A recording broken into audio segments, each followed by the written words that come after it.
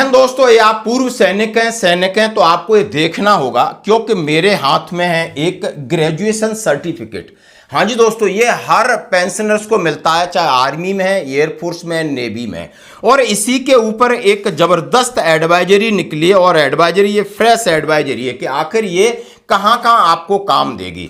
और ये मेरे हाथ में ये सर्टिफिकेट है, इस पर लिखा है Indian army equivalent to graduation certificate as per government of India ministry of personnel public grievances pension department so and so dated 12 February 1986 ex-servicemen who are matriculate which terms of includes ex-servicemen who have obtained the Indian army special certificate education. यानी ये जो आपको certificate मिलता है, शायद कई लोगों ने पढ़ा नहीं होगा, कई लोग पढ़ते होंगे, और कमांडिंग अफसर आर्टिलरी डिपो रेजिमेंट की तरफ से है। और इसको हम लेमिनेशन कराते हैं और हम ये समझ सकते हैं कि आखिर हमने अब इससे कौन कौन सी हमें सुविधाएं मिलेंगी, कौन कौन सी सुविधाएं मिलेंगी। क्या हम अब ग्रेजुएशन हो गए, क्या ग्रेजुएशन के हिसाब से हमें जहां पर ग्रेजुएट की रिक्वायरमेंट होती वहां पर हमारे लिए एप्लीकेबल है।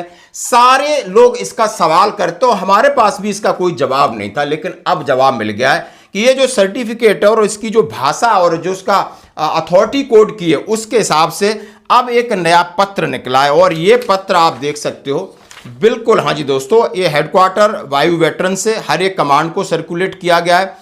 Issue of group C post eligible employment certificate for ex serviceman of the Indian defence forces, सबके लिए लागू। अब इसका नाम बदल दिया है, इसका फॉर्मेट भी बदल दिया है, और इसका काम भी बदल दिया है। आपकी जो शंका रहती है कि नहीं हम 10वीं पास करके सेना में भर्ती हुए थे, अब हम जाते हैं, हमें ग्रेजुएशन सर्टिफिकेट मिल गया, तो क्या हम सीडीएस के लिए जा सकते हैं, क्या हम किसी ग्रुप बी में जा सकते हैं? कहीं नहीं, ऐसा नहीं है। इसकी एक लिमिटेशंस है, और वो लिमिटेशंस उन्होंने क्लैरिफाई किया है। और अब जो सर्टिफिकेट मिलेगा वो इस तरीके का नहीं मिलेगा, इस तरीके का मिलेगा A4 साइज में।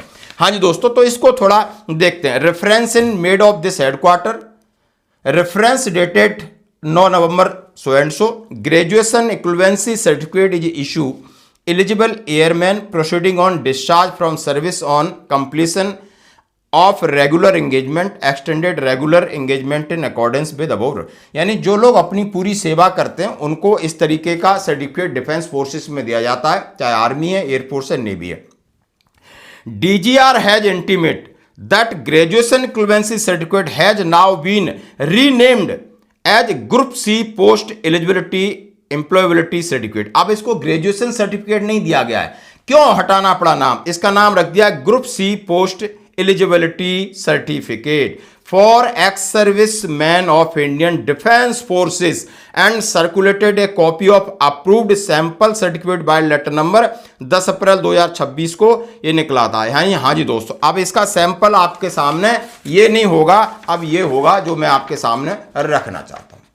अब इसकी उपयोगिता के बारे में बात करूंगा। The competent authority has decided that provisional group C post eligible employment certificate for ex serviceman of Indian defence forces में issue be eligible airman appendix A who have rendered willing extension. उन्होंने पूरी service किया है, commanding अफसर sign करेंगे, यानी premature आप 15 साल मिनिमम सर्विस किया है। सर्टिफिकेट A4 साइज में होगा, और the certificate test will be black with service emblem, यानी काले से लिखा हुआ होगा, और उसके अंदर आपने देख सकते हो सर्विस एम्ब्लेम, नेशनल एम्ब्लेम और DGR एम्ब्लेम का दिया है। अपेंडिक्स ए दिया है, और आप देख सकते हो ग्रुप सी के जितने पोस्ट हैं उसके लिए एप्लीकेबल है।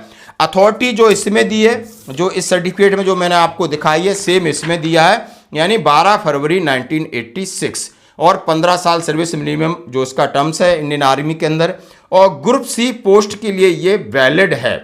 और सारे रेफरेंसेस आपको मिल जाएंगे। यानी ये थोड़ा आधा अधूरा लगता था, हर आदमी को कंफ्यूजन रहता था इसका क्या करें। अब इसके ऊपर एडवाइजरी निकला है, लेटर निकला है, और इसकी उपयोगिता निकली है। यदि किसी भाई को चाहिए तो आप हमारे व्हाट्सएप पे मैसेज करें। धन्यवाद।